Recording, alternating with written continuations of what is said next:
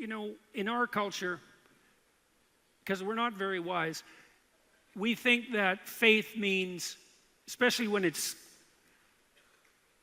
parodied as religious faith, we think faith means the willingness to suspend disbelief while swallowing a proposition that any fool would reject. That's often how the rationalist atheists view religious claims. Faith means the suspension of your rationality and the acceptance of an absurd claim.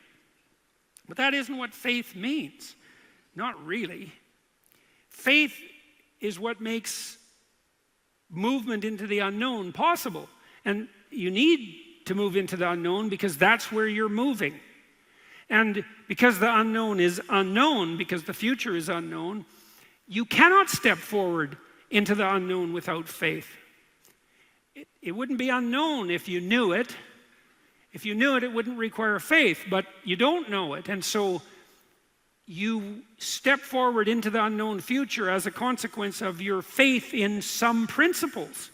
And if you love someone, if you fall in love with someone and you decide to marry them, you don't have the evidence at hand that that's the right person for you. What you have instead is the joint decision that come hell or high water, you're going to struggle forward together.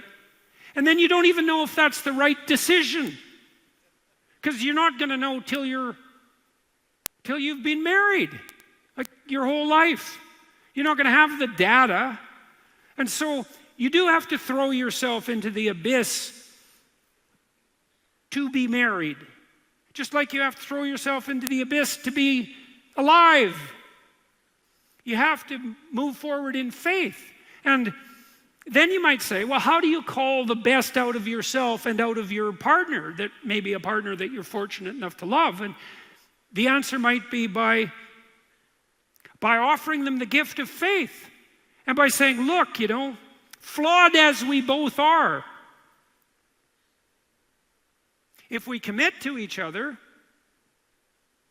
we have the possibility of becoming more than we are. And I'd like to do that with you, even though there's no evidence that it's going to work.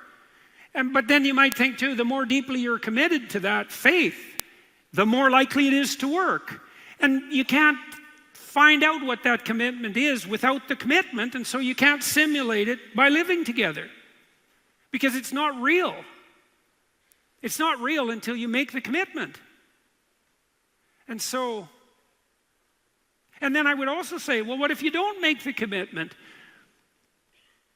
Well, then you're not committed. And you might say, well, why should I be committed? Well, what's the alternative? It's to be uncommitted. Well, are you free then? Or are you just aimless and hopeless and confused? And you admire people who are committed to something. You sort of wish yourself, when you're feeling aimless and you feel that your life is meaningless, you might think, well, I really wish I was committed to something. Wouldn't it be nice to be committed to something? It's like, well, commit to something then. And you say, well, I don't have the evidence. It's like, you don't commit because of the evidence. You commit because of faith. And there's foolish faith, there's naive faith and there's blind faith. And I'm not talking about any of that. I'm talking about staking your life on something that might work if you just, if God was willing, if the fate smiled on you and you put your whole soul into it. And that's what you do when you vow to stay faithful to someone. And you can't simulate that. It doesn't work.